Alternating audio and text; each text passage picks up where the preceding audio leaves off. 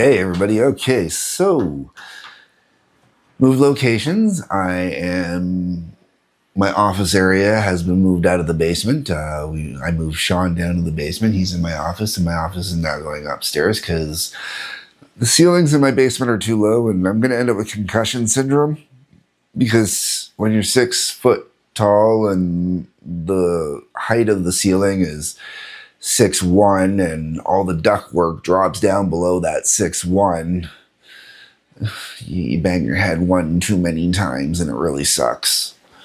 Okay, so we're gonna do our first recording in the new office, and we're gonna talk about David Lee Roth. Eat 'em and smile. All right, so I grabbed this album when I saw it sitting there, and I brought it up to Tracy. I went, "Oh, Tracy, we gotta get this one." And she looked at it and she went, "David Lee Roth?" Knowing that, well, I will admit that there was some amazing material in the David Lee Roth era of Van Halen. I'm a Sammy Hagar fan, but that is because I'm a Sammy Hagar fan, just so we're clear. Okay. But the reason I picked up this album is Tracy and I are both G3 fans. And this album contains a very cool guitarist by the name of Steve Vai. And then on bass, you have Billy Sheehan. And then on drums, you got Greg Bissonette. Now, in the case of Steve Vai, you should, if you're watching this, chances are you know who Steve Vai is. If you don't know who Steve Vai is, you really got to go out and listen to some Steve Vai. Steve Vai is the impossible guitarist, as per Frank Zappa. And I believe this would be where he went when he left Zappa's. He went and worked here with David Lee Roth and Billy Sheehan. Oh man, I can't remember the other groups that he's been in. He is one of those bassists that he's just kind of everywhere, it feels like, man. And, if you want nice, solid, laid down bass, man, you get Billy Sheehan.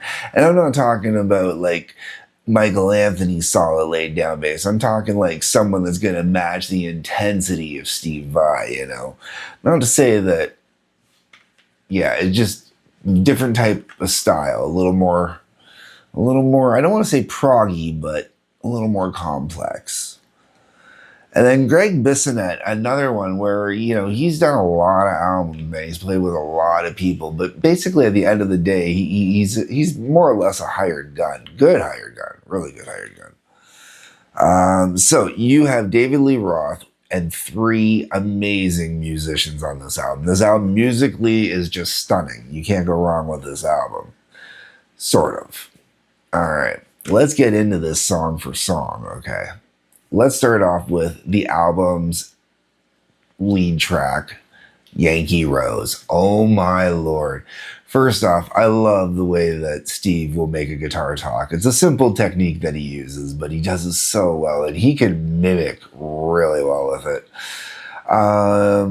Yankee Rose, though, man,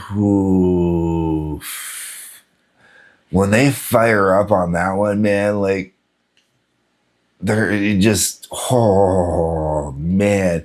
And you get in the chorus, man, I was driving down the highway the first time I heard this, because I picked this up on the road trip on my honeymoon, and you're going down the highway and you just want to open this thing up, man, and just bopping your head along. Now, I was driving, if you're in Canada, I was driving on the QEW, which is a highway that runs between basically Toronto and Niagara Falls, going through Hamilton. It has got to be the most nightmarish thing I've ever driven on in my life, man. I've done Toronto 401 traffic, and that's fine compared to dealing with the QEW. That takes a special type of nerve. And Yankee Rose is going, it's like, yeah, man, okay. Great tune, though. If you've never heard Yankee Rose, you got to go check it out. All right, Shy Boy. Ooh. Okay, so Shy Boy is very memorable for all the wrong reasons.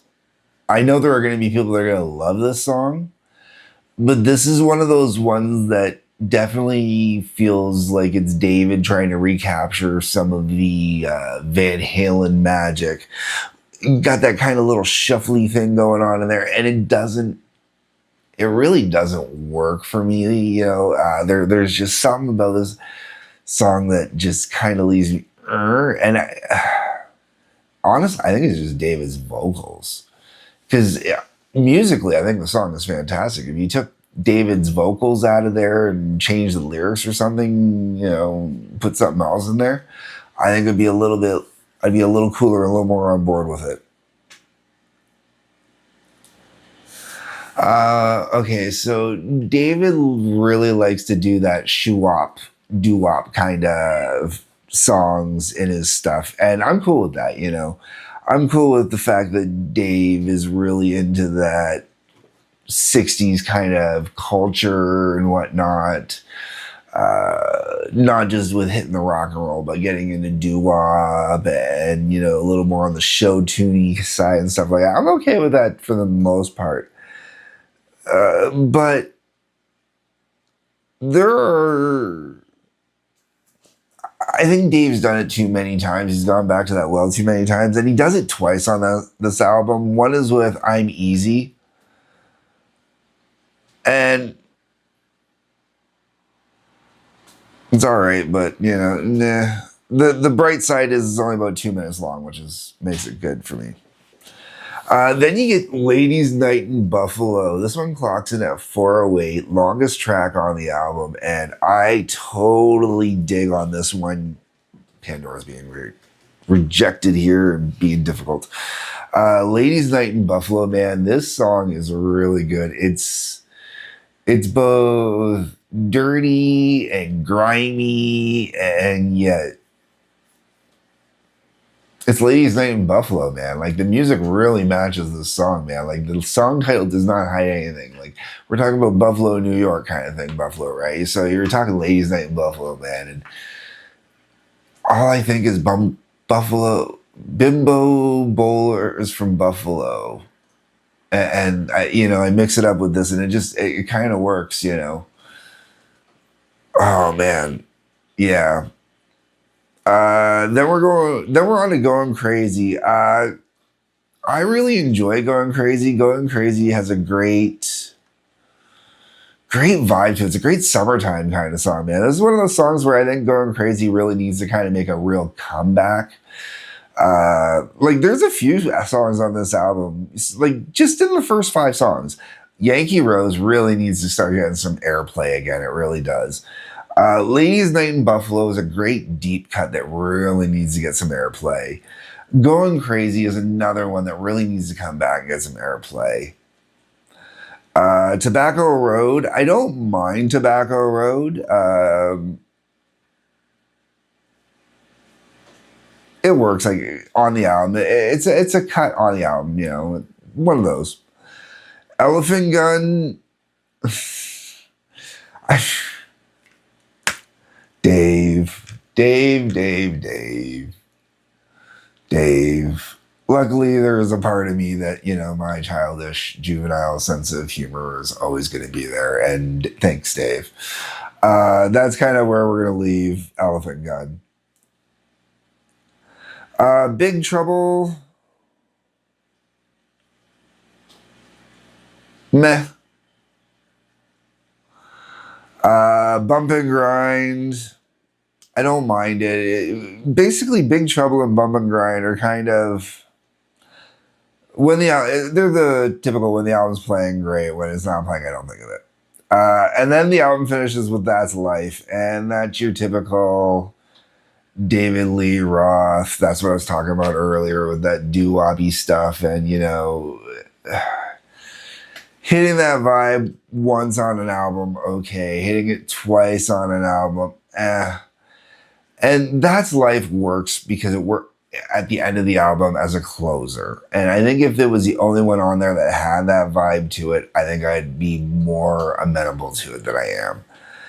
The whole way around, though, this really is a good album. 1986. I believe, if I remember correctly, this was the first album after David left Van Halen.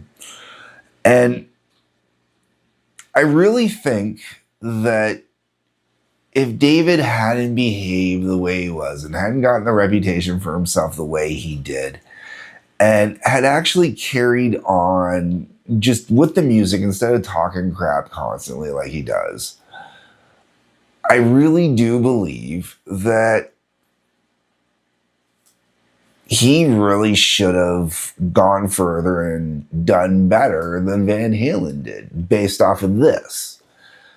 Um, as much as I love, what was it, the first one out there? I think it was OU812. No, maybe. No, let's check the computer. That's got the computer here. Oh, crap. Hoping that I got it in here.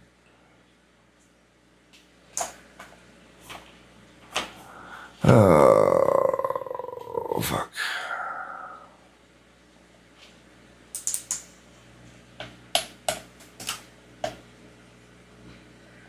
Nah, sorry, 5150. Okay. So this going up against 5150, that's going to be a hard sell. 5150 was an amazingly good album. But this going up against OU812, like, so if David had been able to capitalize off of this better than Van Halen capitalized off it, I think Dave could have done better. But Dave, I think, was just too busy. Dave was too busy being schmarmy and trying to be a big popular A-lister and being the life of the party, when the reality is that's just a character that Dave was kind of playing. And, from everything I've heard and read and whatnot, it's just not how Dave really was. He's just kind of,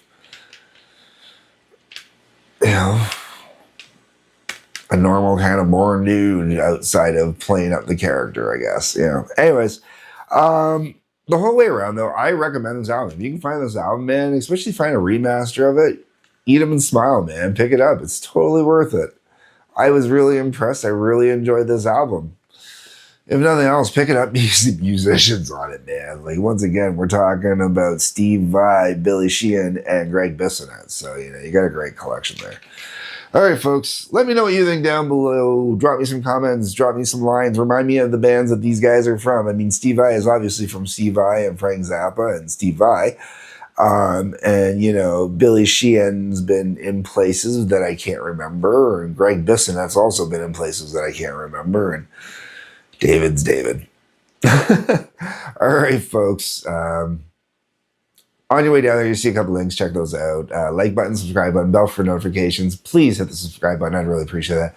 The goal is to hopefully hit 200 before the end of the year. Been long enough. I should hit 200. All right, folks. Peace, love, take care.